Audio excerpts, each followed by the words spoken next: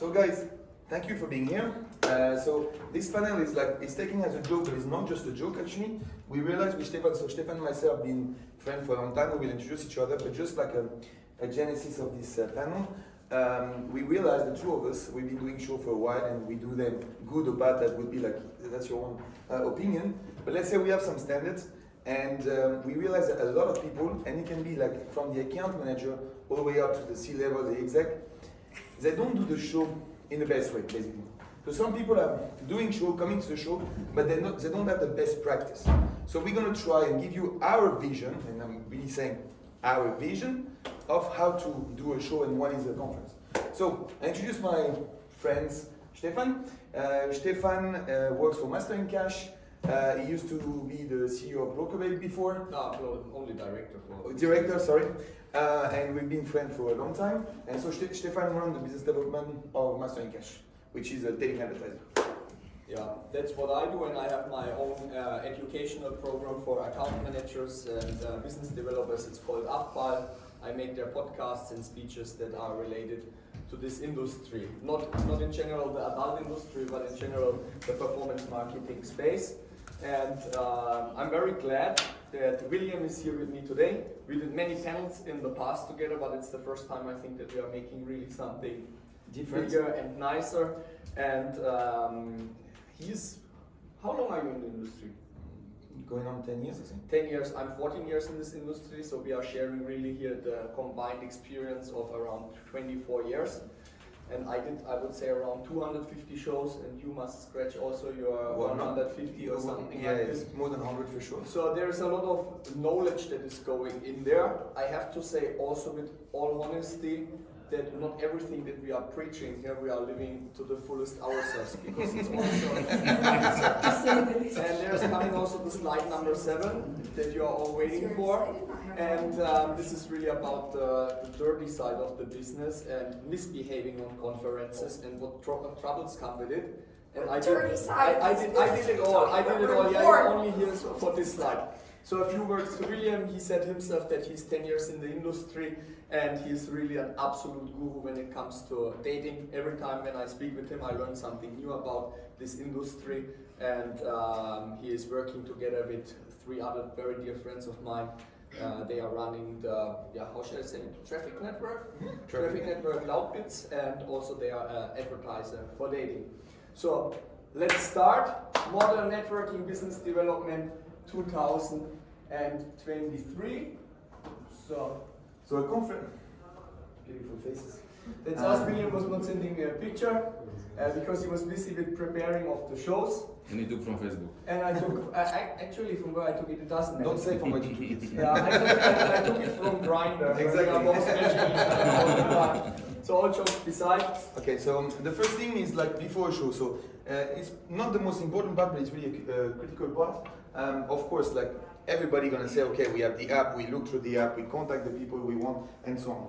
One important thing which people often forget is actually that before contact, so you have a list of company, and of course you should know who you want to meet. What is your target audience? So first of all, you have very specific targets. I want to meet this company, this guy, and then you have the more broad, okay, I'm a traffic network, I want to find media buyers. So of course you go to the list, but one of the important parts which is not done is like when you meet, I see Evgeny on the app, it's like before going to contact Evgeny directly with the app and don't know him, he doesn't know me, we don't have any connection, try to ask him, okay, in your own network, who knows Evgeny? Do you know this guy? Can I have an introduction? So direct introduction before a show, it's super important because you can already clean a bit of the pre-business and have a face-to-face with like a connection, which is a friend, a business partner, whatever, which already builds some trust. And if you cannot do that, then get the name of Evgeny, go on LinkedIn, go on Skype, and try to contact these people, but already know a bit more than what is written on the profile app. That's it. No, you can. Okay. So once you do this, I see still a lot, and that's a mistake common, and I guess I did it as well in the past. When you contact Evgeny and you didn't have a direct introduction, you have your typical email and you just blast it to everyone. Evgeny maybe is a media buyer, he do mobile content, and I'm going to send him, hey, I have the best dating traffic. That's not how you do a show. People get sick and tired of receiving like thousands of emails or thousands of requests for like non-purpose stuff. So do some research. I said like LinkedIn is very good, direct connection is good, and then don't try to send like thousands of emails to everybody. Target like a group of like, if you come back with like 10, 15 people you really had good meeting or good approach, it's already good enough. So some very custom approach, custom email or direct introduction. And then when you do a discussion, so when you do a discussion with these people, you really note what happened. So we're gonna have a meeting during the show, we're gonna talk about this and that. Arrive at the show and say, I want to discuss this point. Don't just wait for the moment to actually start to discuss the point. You finished this slide. It's finished. Okay. I don't see too well. So the next part is for me, and it's called Your Preparation Sucks. So as I say, I go to this many conferences, like 20 per year, and there are certain things that I always see done wrong by a lot of people. And I'm very sure that when you look at your own preparation, you will find maybe one or two things that you say like, happened also to me. And the first thing is the problems with Calendly and this kind of systems. The people say like, yeah, book me on Calendly. And then you go there and there is often no field to enter where to meet and how to reach out to the people of an instant messenger. Because often you don't know the people and then you don't even know how to find these people. And what you want to do to write them an email, I was not looking at my emails today. So if you don't have an instant messenger, it's a problem. And here is also the problem that Calendly is often connected directly to the conference that you are going. So the people think they have set a meeting point, but it just says, we meet here in the Hotel Vienna. But it's a big hotel. It's not a conference with only 2 idiots. So you see one person, you know it's him. So that's the first thing, that you have to prepare your Calendly proper, and they have all the opportunity to customize them, to use them in a better way. First thing. Then group spam. I see often in Telegram group stuff like, I spoke with William also about it before the Barcelona conference, that they are saying like, yeah, hi, we are this and this company and we are looking very much forward to meet our partners and new connections. But they are not saying what they are doing. They can be a payment processor, they could be an OnlyFans agencies, they can sell traffic, they can be an affiliate, they can be anything. And it's stupid because nobody that you don't know will reach out to you after an approach like this, beside people that just started as a junior affiliate manager in a crypto network because they buzz you for everything. But this is not the people that you always want to have. Then the posts that you are having on social media. I saw now for this conference a show announcement, and she was posting something like, meet me on this conference, contact me under live. It looks like this. So who would type this in Skype? It makes no sense. If you have a Skype that is that complicated, you can also give the email address and write Skype is this and that. Or nowadays the people are moving anyway more and more to Telegram. And if you really want to put your Skype there, just make a QR code and the problem is solved as well.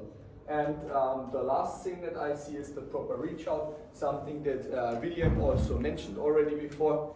It's total stupid to just send these mass messages and you are not reaching the right people in the right way. Are you? Yeah. Okay. So that's something I said often, and maybe you're gonna smile about it, but like get up early, so be at the show, don't arrive and don't laugh at the end. Be at the show up early, so like don't arrive at the show at 4 in the afternoon, it's too late, and sleep late, like go to bed late. I know it sounds strange, but you don't meet the same people at 11 in the show floor and at 3 in the morning in the club. It's two different audience, and you need to, an account manager or an exec, depending on what you are, you need to meet both of the people. You need to meet the people which are operational, which often are during the day, and you need to meet the people which, let's say, are not exec, which often are during the night. In terms of like, so be on time, reachable, this one, of course, like I had a very good conference in Barcelona a month ago. I lost my phone on the first day. That's not the right way to start a conference. So try to have your phone always with you on a conference. Make notes. So when you talk to someone, I have a very good, so I have a phone like everybody else obviously. When I make notes, I always now take a screenshot of my notes as well, because sometimes it's late, blah, blah, and you delete your stuff, so always take some notes and make a screenshot. One important part about taking notes and let's say like getting a contact, I like to take the phone of Evgeny I take his phone for two reasons. First, I'm going to put my Telegram on his phone, and I'm going to write to myself, so I know he cannot avoid me anymore. The second thing, which is even more important, often people don't know what you have on your phone screensaver. What is it? Okay, Carl, so you like Mercedes. You look at the first picture on people's phone. It can be maybe a dog, a kid, the wife, the husband, Mercedes, whatever. And you already have a first information, which is very important. And this information, you keep it in your notes. This guy like Mercedes, this guy I've got like a daughter. And that the next time you actually bring something, you can always mention those little details. So taking the phone and looking at the first picture, it's also very important, and take note. Speed networking is a must for newbies. So I think it was 2 speed networking events at this show. I didn't do them. I don't know if you did them. No. So yeah, if you're not, let's say, if you've been doing a few shows, maybe you don't need them. Also, it's still good to do them, and I still do most of them. But when you're a newbie and you're not here for a long time, go and do all the speed networking. Yes, you have to get up and speak. Yes, you have to fight a bit your anxiety, but it's one of the best ways to actually connect with people. Befriend also a relevant attendees. This one is super important.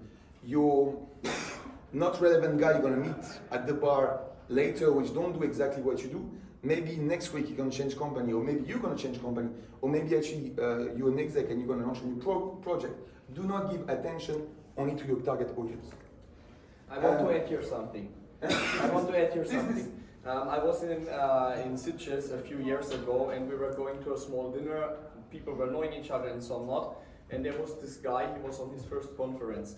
And he got hired by a company that had a lot of traffic and money, so he was there with an arrogance that I've never seen it before in my life. And we are sitting there, and he starts out of a sudden during the dinner. Okay, what you are doing? I do this and this.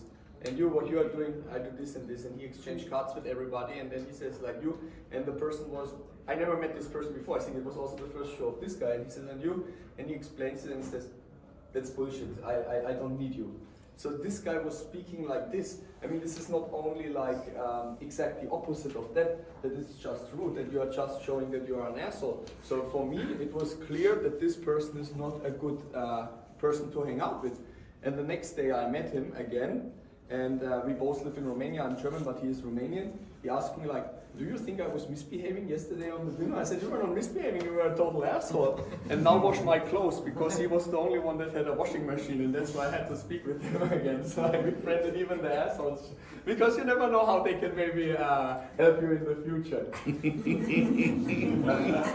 Here, there is one more. Use all contacts. So you still talk to us. So use the old contact to meet new ones. So that's what I said for the before. It's the same during the show. You want to meet, like, I never met this person, but I know someone else which like seems to be speaking with him. Go and use the old contact to get introduction. It's much easier if, and it sounds logic, everybody gonna say that's just normal, but we don't do it enough. Use Natalie to talk to Roman because she know each other and I don't know him. So use the people around you. Make a selfie. This one I didn't say, but it's good. When you take the telegram of Evgeny, take a selfie together. You remember the face. Build a database, contact, name, what it does, this specific like Mercedes item, and also like the picture, and build your database with all these items. So I gave up practically on business cards. I mean, I have them with me. If somebody's coming that is a little bit more old school and I don't know, they want to have that, fair enough. And at some occasions it makes also sense. You're meeting a bigger group and you don't know anybody, you just have a small talk, here is my card, maybe we can catch up in the future. But in general, when I have a meeting with somebody or when I bump into somebody like spontaneous, do you have a card?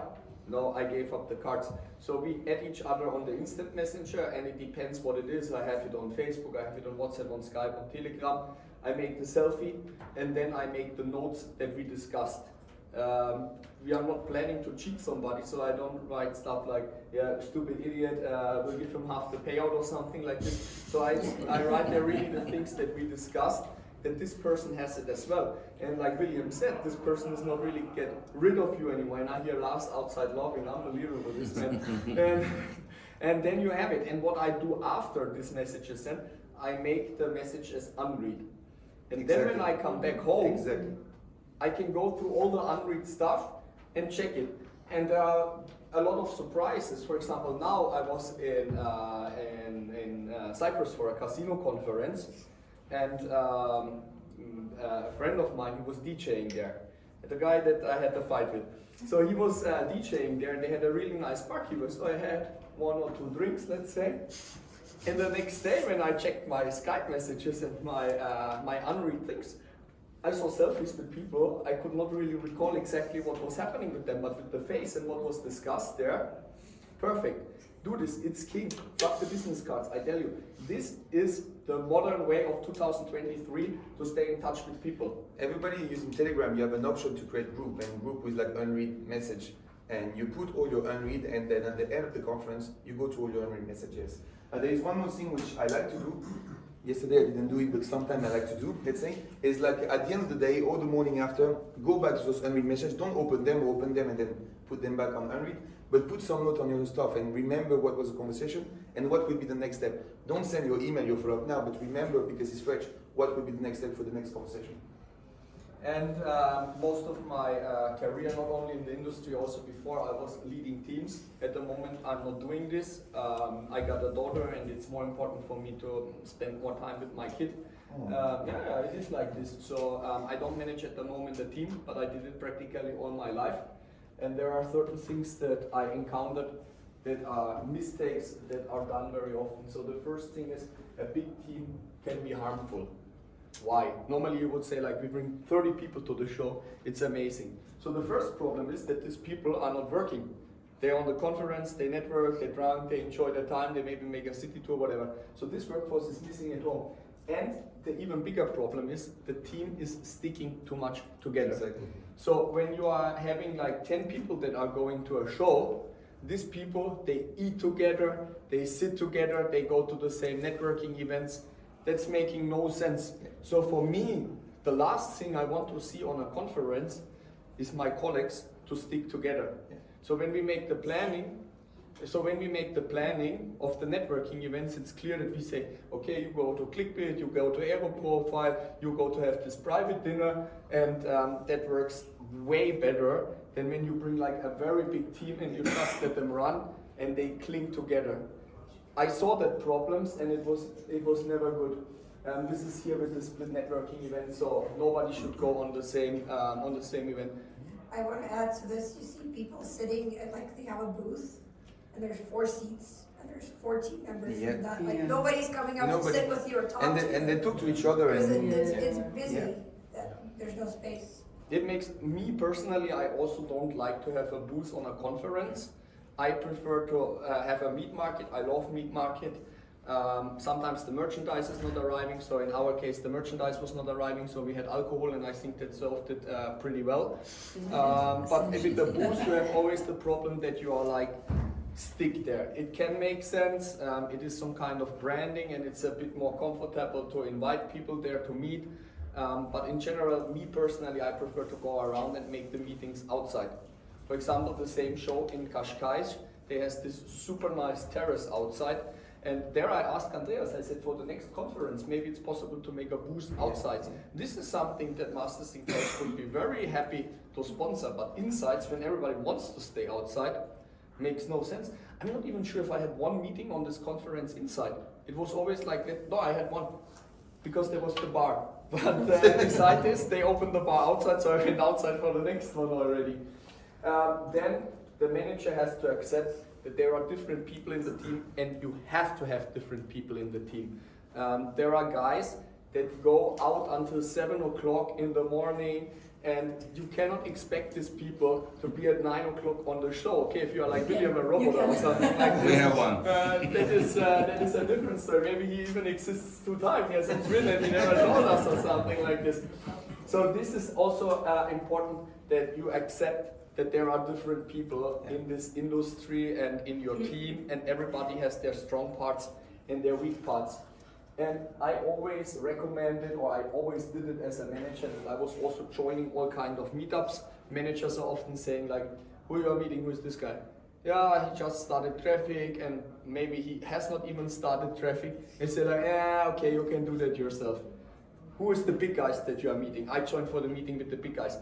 But this is not making sense. It's important to be on the meetings with the big guys, to give it a different value maybe, and maybe to make discussions with them that a normal worker cannot do. But you should always have meetings also with the smaller folks, just to stay informed about what is really happening on the market. Because otherwise your team members can know more than you. Yeah, know more than you. Exactly. And that's okay in certain parts, but in general you should have a general knowledge that is even bigger than this.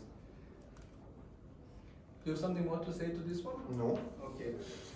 So, and now we come to the dirty part. Oh my goodness. See ya. I was wondering what Andrew was doing here. It's ready for Some people feel targeted already. He's a married man. He's a married man. He's a married man, oh yeah, sorry. So, it's called the unspoken dirty part. Okay, so now we're gonna go back to like the serious stuff and the most important part. So after the The show. most important part was the slide before. No, like, okay.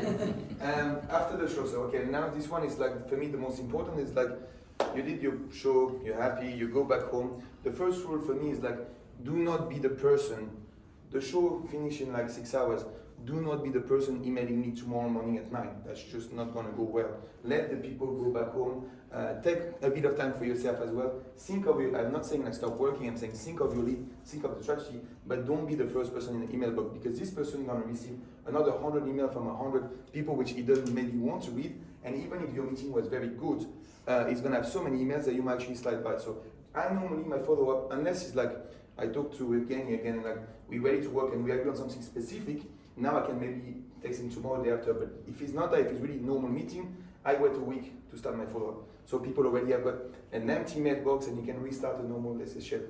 And this one for me is very, very important. After this, classify your leads. So you have, I used to be the person which was happy with like 150 business cards and like, oh my God, I have so much leads, so much contact.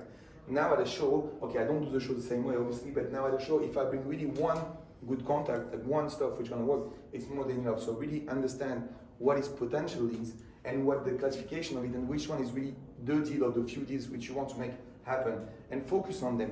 The other people, even if you make like a month or two to go back to them, if it's like contact, it's okay, but focus on the 2-3 things which can make a difference in your bottom line, in your net result, in your revenue. Then we go back to the personalized stuff, of course. Do not be the person which send me on the first day, oh, it was nice to meet you in test, blah, blah, blah, love to see you again. We do this and that, if you remember. No, you took some note of the meeting, those not exactly for that. To, hey, again, we talk about, you do like traffic and you do API, we have this offer, like you're already specific with the people. You don't resend a second introduction about your company. The introduction is during the meeting, that's why you do the introduction. It's not needed ever after. In terms of the target, so this one is, I guess you put that, not me, but it's a very good one.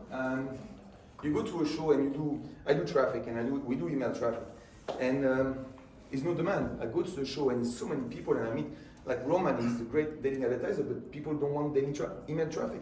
So do some reality check, because you're gonna meet people which are more experienced than you, less experienced than you, which do stuff, but take all this knowledge and understand what the market wants. Doing a show is not just bringing leads, it's understanding where the market is going. And this is a very big part of the story. Stefan, for the CRM, I'll let you talk because that's not my thing for sure. Yeah, it's okay. I love CRM systems. I do a little bit of consultancy as well outside of the adult and dating space. And the most common request that they are having is to send them up a CRM system. It's very interesting because they are often not using it or they are not using it proper. And I have to say, I have now in the meantime a go-to solution. It's called Podio. You can check that out if you are not having a CRM system. And Podio has the advantage, the big advantage in my opinion, that it looks and feels a little bit like Facebook. You can see that they got inspired by the user interface from Facebook. So when you have a team and you want to introduce them to a CRM system, and the CRM system is very complex, for example, Salesforce has so much functionalities and it's also expensive. Podio costs I think $10 per month per license. Then you have, of course, the problem that the people are refusing that. Nobody wants to have something that is complicated. The people want to have it easy. So when you have something that looks like Facebook, what they are anyway using all day long, it's way easier to convince your team or force your team, depending how you want to call it, to use it. And put in the CRM system also the personalized stuff. William said it with the example of the Mercedes. note down this kind of stuff, like guys, a big Mercedes fan, maybe he becomes your biggest affiliate and you invite him for a birthday to make like a race car trip or something like this. There are sponsored race car stuff. So this guy would be really happy with it. I'm not really a car guy. You maybe note down that I like martial arts and we go together for like, I don't know, some sparring session or something like this. And so that's funny. that's very okay. I'm good at following up. Well, most time. Follow up. So I said like after 1 week. So apart from Evgeny, which we talk tomorrow, after 1 week you send your first email, and then like if you have a contact, you can do it by email, via Skype, whatever. But always try to. If the first contact doesn't happen in a normal matter of time, so you send your email, you send your Telegram message, whatever, and within like a day or what, it doesn't reply, try to use the secondary contact, not just resend a new email. Hey, Dennis, send you an email, can you please check it out? Like we talked about this, and put back your same message on the second platform. If you don't get an answer, do a second follow-up. And second follow-up is like, by the way, you remember we talked about this, that, and just don't do like it or follow-up, just really re-explain what was this meeting about and what you want to do. Do a third follow-up, I do like 2, 3, 4, depending on the importance, and then just like put into, if you have a CRM like Stefan, put it into a loop if people don't reply. But if people after a conference, which are serious people, they don't reply to you after a meeting, maybe like you didn't sell your product well enough, or actually is no match and the discussion was not fully honest. But like, make sure the follow-ups are done and make sure you actually use. It's a lot of money to come to a show. You need to use it. You need to like really like rentabilize. I don't know if you said that in English. Like make your money back with your like make an ROI from this show. It's something we didn't talk before and I forgot. It's about sale because like this stuff is about business development sale. And I had let's say an intelligent person which told me like one day like when you're a salesperson, business development networker. No, it was not you. Business development networker, whatever. We all want to do, and even more the execs and the CEOs and the sales directors want to try to force the people to go and sell and go and you have a speech and no. Please, don't tell your team that's what we do and go to talk to everybody without listening and say this. No. The best salesperson is like, hey, what do you do? Listen to people. They will tell you exactly what they want and you will understand if you can work with them and how you can work with them. You shouldn't like, if Evgeny do mobile content, well, I'm gonna bother the guy for 10 minutes saying I sell daily traffic. He doesn't give a fuck actually. And I'm gonna bother him, he's not gonna be like interested, and we're just wasting both of time. However, he does mobile content. If I listen, yeah, I do mobile content, and maybe actually we have some mobile traffic is not specific to that, but maybe we can change some flow and do something. So you understand what you have, and you find a solution, and that's the answer you give. We didn't mention it before, but I wanted to say it. And I hope everybody, or a lot of people agree with this approach. I saw Roman saying yes, but selling is listening. You have 2 ears and 1 mouth to listen twice as much as we speak when you do sales. One side note here, HubSpot, they made an analysis about the perfect amount of follow-ups. I'm not doing it like they recommend, but they say the sweet spot is 5 follow-up attempts or 5 messages. After 5, it's practically nothing happening, but they say, and it's maybe, or it's for sure different from industry to industry, they say you should try it always 5 times, and this is for the people that use HubSpot, the sweet spot. Also, another note to the CRM system, you can configure it in a way that you write there down what the people are requesting that you don't have. Yes. So, for example, we don't have US. Everybody wants to have US offers, new dating offers, US. You get so much traffic without really grinding for it. So when I meet somebody and I said, what you are doing? Yeah, adult dating. Ah, perfect. Which countries? US. Ah, we don't have that. So what I shall tell this guy, like, okay, arrivederci? No. I take the contacts, I maybe make even the selfie and center the things, and then when I go to the CRM system, I make it as an requirement. So I have practically like a drop-down menu or like a multiple choice, and I select everything that they need. And once we have something new, I just run a query, I do some small data mining in my CRM system, and I see everybody that requested US.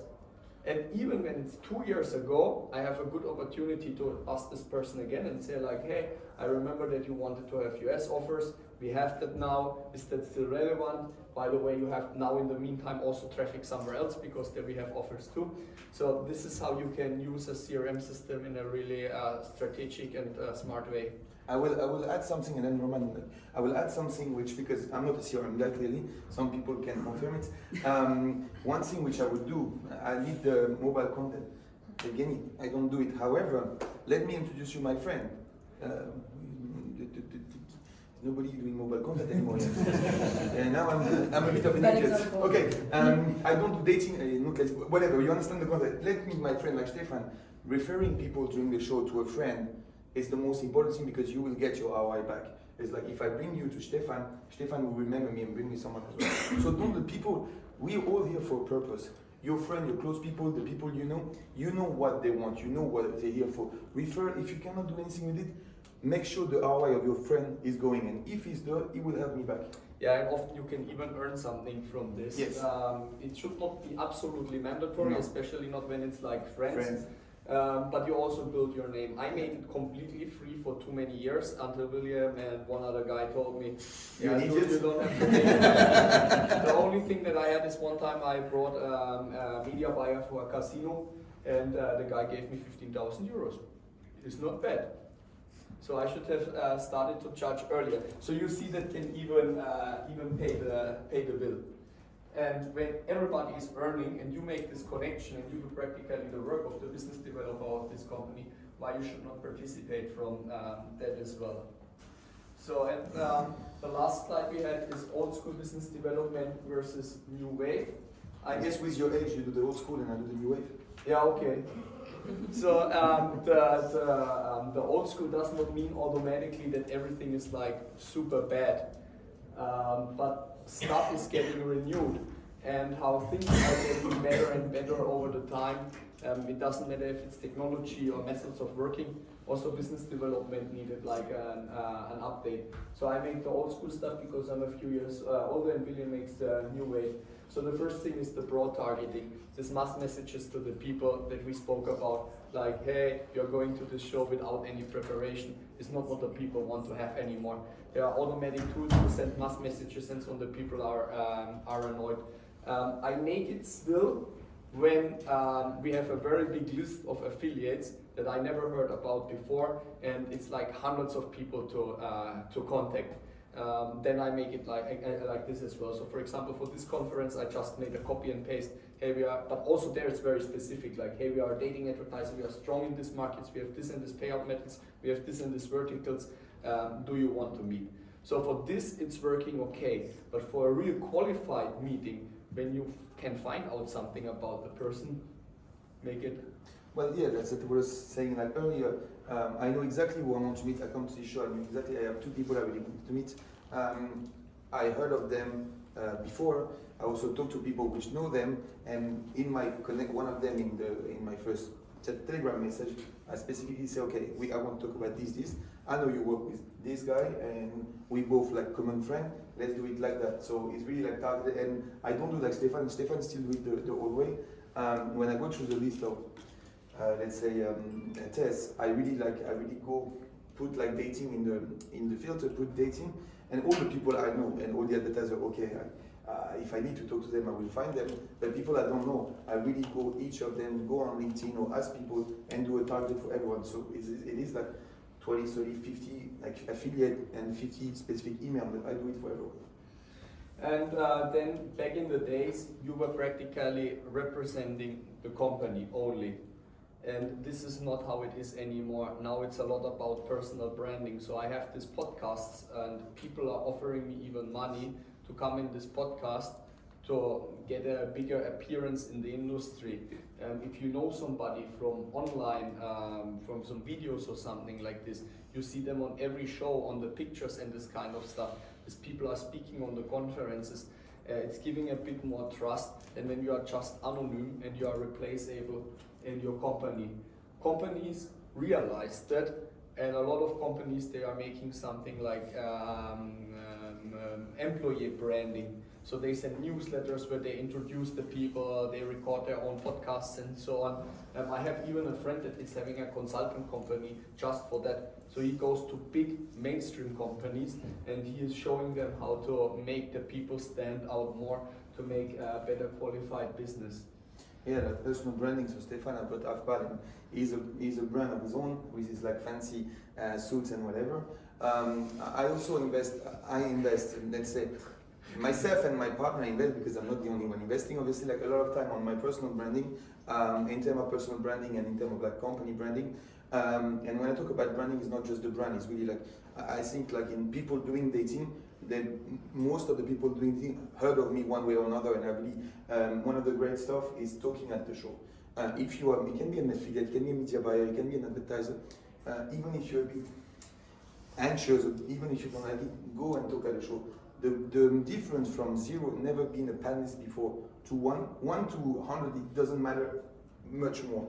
But the difference from 0 to 1, you're going to become an expert. People are going to take you more seriously. I know when you look at us too, it sounds a bit silly, but that's the truth. People are going to actually take care of you. They're going to understand that you're a serious person and you know what you're talking about. And we try to make it fun, though. I believe we both know roughly what we're talking about as well. So and you're going to start to have a very different conversation with people. Yeah, for example, I added more new affiliates to Masters in Cash with this kind of podcasts and speaking than I was doing when I was just reaching out to the people and hunting for stuff. And they are coming to us.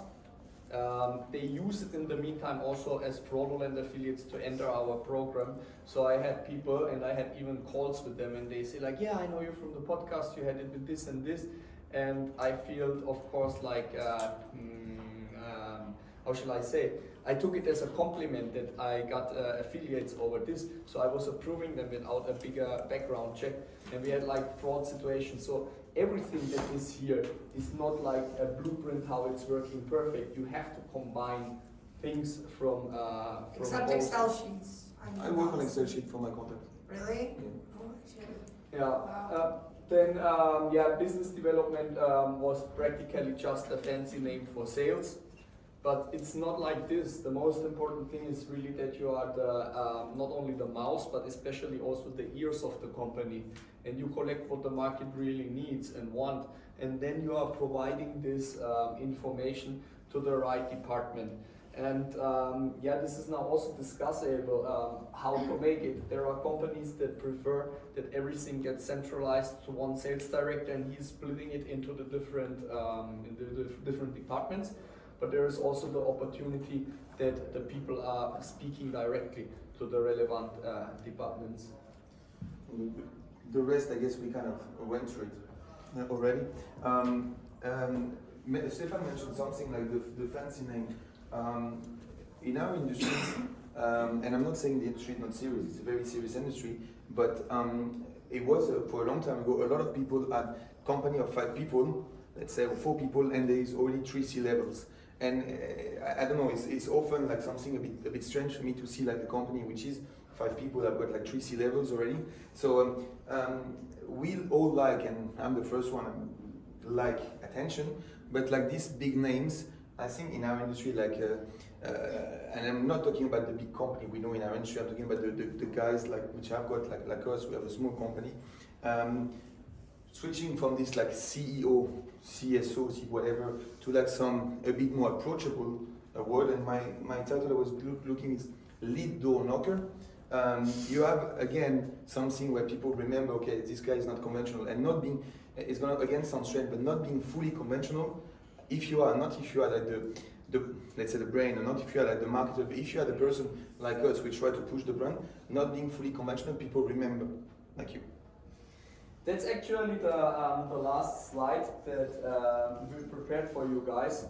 If you want to stay in touch, you can scan the QR codes. There are contact details, sign up forms. In my case, is also access to another tip. So the podcasts and videos. Sorry, I didn't say that, but like instead of everybody have a QR code now, but instead of having to look in your phone, just put it on your screensaver. Again, it saves some time. Okay, just put down, you don't have to look and everything. It's all this little stuff which you do like times after time in show, and like will give you some great efficiency. With putting a QR code on your phone, you take the Yeah, I don't want everybody to do it because Yeah. then. But as you know, I will always in a conversation, if you don't have a QR code, or even I will always say, okay, where do you live, like, or what do you do aside. I always try to have one information which is not directly business related, because in 3 months' time, do you have animals? Sure. What is the name of your dog, cat? I have 2 cats. And what's the name of the 2 cats? Numa and Tito. Okay, Numa and Tito. I promise you, see, in 3 months' time, I text you on Telegram and I say, how is Numa and Tito? You're going to really remember, oh, this guy really pay attention. Well, actually, I do pay attention. I also just read in my spreadsheet that you have 2 cats named Numa and Tito. I'm not that good with brain, but it's super important. Or you're in your CRM system if you make it proper. Okay, that's practically from our side. I think we have a few more minutes. So if there are any questions or comments from the audience, please. You guys are also very popular, and you obviously get invited to a lot of events at the same time. How do you manage that? Like, you know, if you invite for like 3 dinners at the same time and you want to go with all the people because you like them. Me personally. Well, you drink 3 times. That's something I do very well. I guess like that's why don't bring a big team. But you know, like if you split, like Stefan says, split yourself, and then like some dinner are very important, and some dinner you can maybe like skip. I really try to pay attention to the people you go dinner with, because and the show is like 2.5 days. Dinner is 3 hours, so it is a lot of time for actually like a show so short. So the dinner is not like it happened like we are together like eat pizza tomorrow. If we have nothing to do, we might say okay, let's go eat together. That's not dinner. That's just like let's eat something. But like dinner should be planned well in advance, and you should know where you go for dinner for, because again, you don't just go for dinner just to splurge some money. You have a purpose. You want to speak maybe about something very specific, or you want to just like get to know the people a bit closer because you need this extra relationship. So dinner, like people say I'm a bit calculated, but yes, I am. Every time I do something, somehow, even if it's very far back in my head, somehow I still have an idea for it. Will you organize it? Olisa organizes it. Me personally, I try always to go to the events where I don't know anybody. It's the most important thing for me to go to places where I have an invite, and I say, okay, who else is coming? The guy says me 20 names. I say, I don't know anybody of them. This is Fantastic. This is where I like to go, or if it's like something that is really like important for like a really big partner is hosting something, and it's simply like good manners to go there, or if a friend is hosting something and you go there because you really want to support the event of your friend. But in general, when you have like many different things, I always try to go to the things that are not relevant. For example, me personally, I prefer in the meantime to go also to conferences that are not so much related to this industry, because here I had 23 meetings, and from these 23 meetings, 2 people were new for me. So everybody here is like very established with us and also with me personal. For example, now I was in a casino conference. I had only 5 meetings there for dating, and 3 of them I've never heard before in my life. So really try to get a little bit out of your comfort zone. Even me, with being like that long in the industry and like a very outgoing guy, I feel also sometimes a bit awkward. When I went now to this casino conference, they said, yeah, we have here this dinner, you can go there, but I don't know there anybody. To go there to a new table, like, hey, I want to sit here with Hey, you. I'm Being a Stefan. newbie all over again, eh? Yeah, I'm newbie again, and it feels very refreshing. That's because also first beer. you make new connections and you meet new people, and these people are maybe working in the same field as you, and you don't even know that, or the other way around, they are changing jobs, or you just meet a new cool person. Some people, and it can be again like we can talk about employees in AM, or we can talk about like individual media buyer. Some people sometimes are a bit shy to talk. The problem is that if you do a lot of show, so you're here to make money, and the less you're going to talk, the less likely, or the less you're going to network, the less likely you're going to make money. This one is an obvious one. However, if you don't force yourself the first time you come, second time, to actually talk to people and hit up, next time you're going to come, you're also still going to be the newbie, and you're also going to be shy. So do it the first time, make yourself a bit of violence the first time, the second time, and then in a few shows, you will already be knowing people, and it will be much less awkward for you. I'm not going to say like Stefan, because I will not say that I don't like to talk to people. I'm quite comfortable with this part, but it is always awkward. But the people are also awkward. The same people like you, you don't like to really like interact the first time, but the people in front of you as well, he doesn't like to interact the first time. So just go for it. It's not a problem, and we are all here for that. Yeah. I was gonna comment that you said, you talked a bunch about remembering the people that you talk to, but also take effort in being remembered. Sorry? So this doesn't, like, no, I mean, you don't need to be remembered in a bad way, and you don't need to necessarily wear like a big pink scarf that will immediately identify you as you to everyone. Yes. But figuring out something that makes you stand out, whether in actions or the way you dress or in something that you wear or whatever it is useful. You know, like people often when they look at me, they look at the bar. It's like no. So you know, you need to have some differentiation, of course. Dude, you wear glasses that See, really my give glass- me aneurysms. Natalie, these glasses, it was 10 euro on Alibaba. It's one of the best marketing investment because everybody asks me, oh, your glasses are cool, and it's such an easy icebreaker. Yeah. And what I do is, William said, Stefan, with these fancy suits, and I'm traveling light. I travel only with hand luggage, so I could not fit in the suit anymore. And you see that it's not something that you buy in every regular shop. And I have like 10, 12 of the suits, so practically for every speech I buy a new one. And the people remember that in the meantime. And people are also stopping you and say like, this is a nice suit, where you were buying that. It's different than just Or like, if you have a please make them wear your face. There you go. yeah, for example, you had this BDSM, business development, sales and marketing. This one was very good. People were sharing that that don't know you. Yeah, people. I Some saw people are it. talking about it. Yeah. So this is what we are talking about. Wait, You- there's people that don't know me. What?